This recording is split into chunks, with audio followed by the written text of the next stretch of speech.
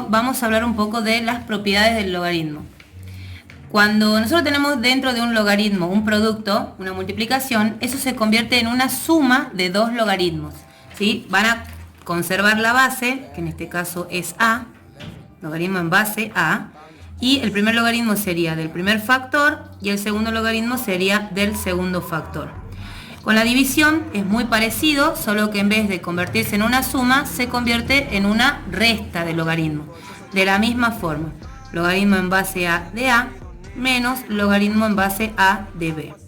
Ahora, cuando dentro de un logaritmo tenemos una potencia, entonces por propiedad podemos este exponente bajarlo aquí adelante multiplicando.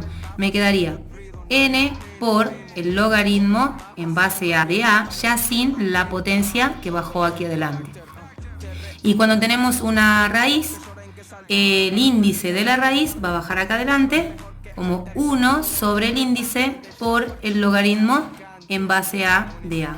Vamos a hacer algunos ejemplos simples para que se entienda.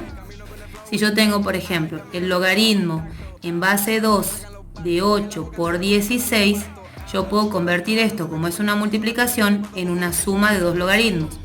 Voy a hacer logaritmo en base 2 de 8 más logaritmo en base 2 de 16. Y ahora pienso, ¿a qué lo tengo que elevar al 2 para que me dé 8? Al cubo. ¿A qué lo tengo que elevar al 2 para que me dé 16? A la cuarta. Entonces, el resultado de este primer logaritmo sería 7. En este ejemplo nos dice, aplicando propiedades de logaritmo, desarrolle y nos escriben acá un logaritmo. Entonces, fíjense, si yo miro este logaritmo, lo primero que veo acá es que tengo este cociente, esta división. Entonces, la propiedad del logaritmo me decía que una división se convierte en una resta, ¿sí? De dos logaritmos. Vamos a poner un logaritmo por acá y un logaritmo por acá.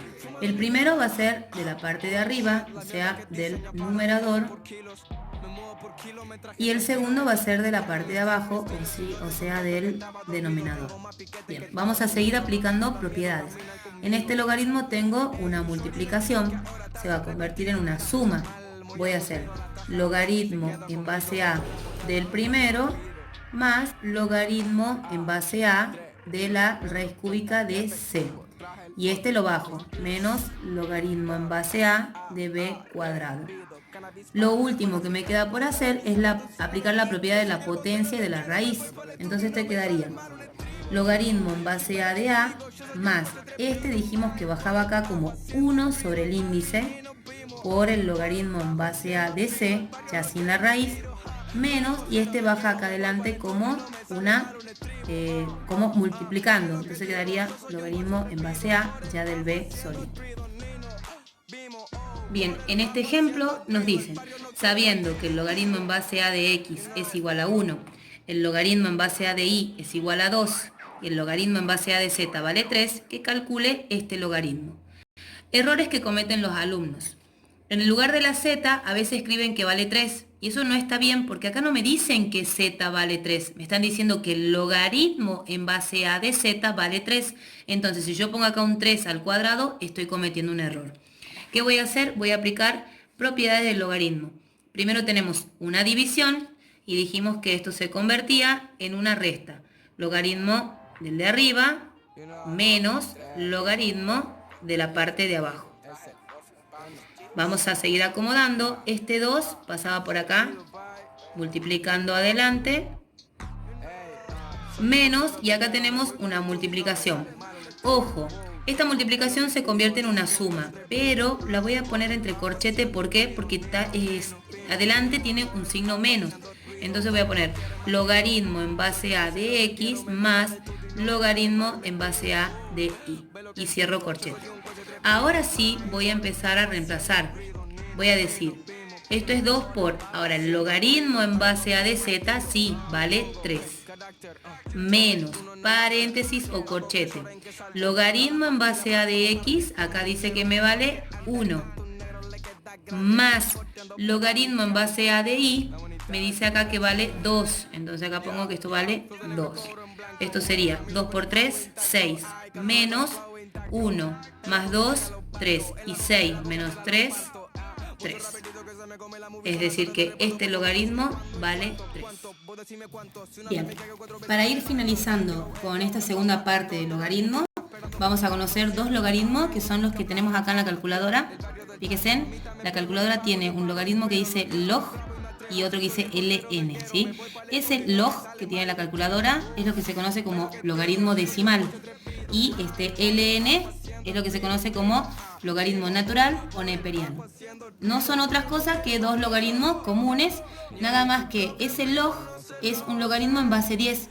O sea, si el logaritmo tiene la base 10, yo puedo poner directamente log de x y ya se sobreentiende que la base es un 10. Ahora, cuando el logaritmo tiene la base el número e es un número que vale 2,71, ¿sí? Que también figura en la calculadora. Ese es el logaritmo natural. Entonces, la calculadora maneja estos dos logaritmos. Un logaritmo en base 10, que no hace falta escribirlo, y un logaritmo en base e, que tampoco va a hacer falta escribirlo. Otro concepto que podemos utilizar es el concepto de cambio de base, que me dice, si yo tengo un logaritmo en base a de c, yo puedo decir que esto es igual a la división de, aplico un logaritmo igual, arriba y abajo, ven que yo le puse base b y base b, del argumento y de la base. ¿Para qué me sirve esto? Supongamos que a mí me pide el profesor o la profesora, calcula el logaritmo en base 3 de 2. Entonces, ni aplicando la definición del logaritmo ni mentalmente, yo podría saber a qué valor elevarlo al 3, que me dé 2. Entonces voy a necesitar de la calculadora. Voy a hacer, ya sea con el logaritmo decimal o con el logaritmo natural, que son los dos que maneja la calculadora, y voy a hacer del argumento arriba y de la base abajo. Hacerlo de esta forma o de esta forma da lo mismo, ¿sí? Entonces, ¿cómo hacemos eso? Aprendemos, ponemos logaritmo de 2, entonces ponemos en la calculadora logaritmo de 2, cerramos paréntesis, ponemos división, mi calculadora está medio viejita, ahí está, dividido en logaritmo de 3, entonces ponemos logaritmo de 3, cerramos paréntesis, igual. Esto me da un total de 0,63. Si yo lo hubiese arrancado el ejercicio con un logaritmo natural, pondría logaritmo natural de 2 dividido en logaritmo natural de 3 y me da 0,63. Llegamos a lo mismo.